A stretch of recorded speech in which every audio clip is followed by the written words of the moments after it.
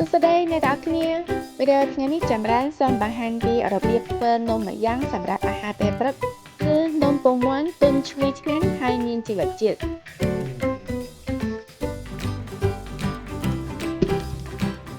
ដំបូងចាត់ការស្ពៃបៃតងបែបនេះ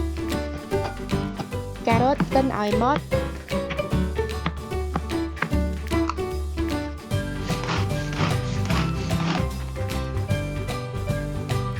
សាច់ក្រកកិនឲ្យម៉ត់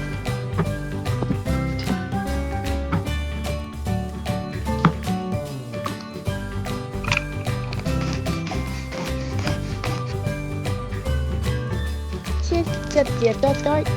ទុកប្រើពេលក្រោយ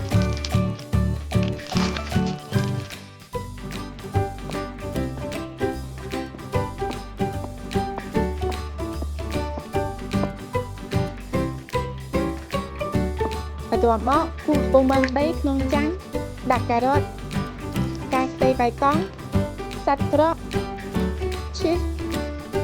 ស្លឹកខ្ទឹមម្សៅ40ក្រាមទឹកដោះគោ250មីលីលីត្រទឹកសុទ្ធបន្តិចកូរឲ្យសព្វធ្វើទឹកម្សៅរាវបែបនេះដាក់ប្រេងឆាដាក់ទឹកម្សៅរាវ1ស្លាបព្រាបាយធំបើកភ្លើងតូច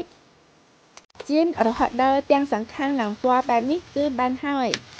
របៀបធ្វើងាយស្រួលរសជាតិឈ្ងុយឆ្ងាញ់អ្នកទាំងអស់គ្នាអាចសាកធ្វើញ៉ាំបាន